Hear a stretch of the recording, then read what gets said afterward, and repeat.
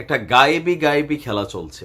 কেউ বলছে আছে, কেউ বলছে নাই, কেউ বলছে চলে গেছে, বাট কোথায় গেছে আজকের দিনে এখন পর্যন্ত কোনো অস্তিত্বই খুঁজে পাওয়া যাচ্ছে না।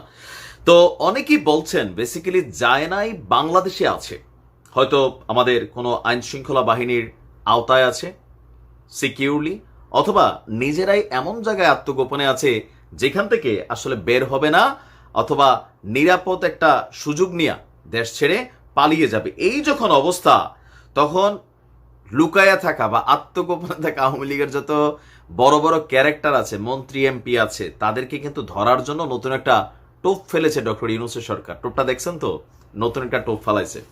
এই টোপটা হচ্ছে কি, যে আপনি লুকাই থাকতে পারেন, এখন আপনার মূল যে শক্তি সেটা হচ্ছে টাকা। সেই টাকারে যখন আপনার বন্ধ করে দেওয়া হচ্ছে, সিস্টেম করে দেওয়া হচ্ছে, আপনি কিন্তু ভাইসা উঠবেন, কারণ এইবার আপনাকে সামনে আসতেই হবে। দর্শক, আওয়ামী লীগের অনেক আত্মগোপনে থাকা মন্ত্রী এমপি, প্রভাবশালী ব্যক্তিত্ব, অথবা যারা বাংলাদেশের অনেক বড় বড় ঘটনাগুলোর সাথে কানেক্টেড, তাদের যতগুলা ব্যাংক অ্যাকাউন্ট আছে সরকার ফ্রিজ করে দিছে, মানে জব্দ করে দিছে। তো সেই তালিকায় ওবায়দুল কাদের সাহেব, তিনিও কিন্তু ফেসে গেছেন। আর্থিক গোয়েন্দা সংস্থা বাংলাদেশ ফাইন্যান্সিয়াল ইন্টেলিজেন্স ইউনিট, নাম হচ্ছে BFIU, সাবেক সেতুমন্ত্রী ওবায়দুল কাদেরের সকল ব্যাংক হিসাব জব্দের নির্দেশ দিয়েছে। মানে এই অ্যাকাউন্টগুলোতে আপনি কোনো ধরনের ট্রানজ্যাকশন খোলা বা যে কোনো রকম ট্রানজ্যাকশন আপনি করতে পারবেন না। পাশাপাশি তার যত ব্যবসা প্রতিষ্ঠান আছে সবগুলার ব্যাংক হিসাব এবং লেনদেন, দেশে বিদেশে যত লেনদেন আছে, এই অ্যাকাউন্টগুলোর সাথে কোনো ধরনের ব্যবসাও করা যাবে না। বোঝেন নাই? এমন একটা টোপ দিছে যে নিজের অ্যাকাউন্টের টাকাও সিজ।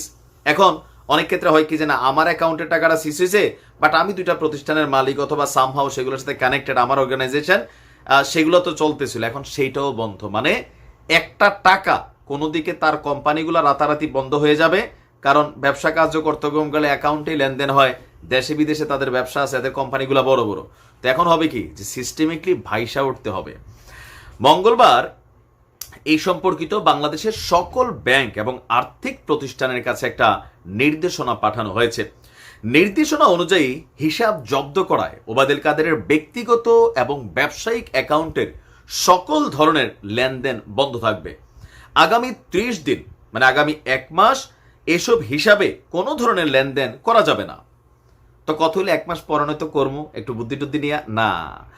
প্রতিষ্ঠানটির পক্ষ থেকে বলা হচ্ছে, মানে সরকারের পক্ষ থেকে, প্রয়োজনে লেনদেন স্থগিত করার সময় বাড়ানো হবে যদি ভাইসা না ওঠে।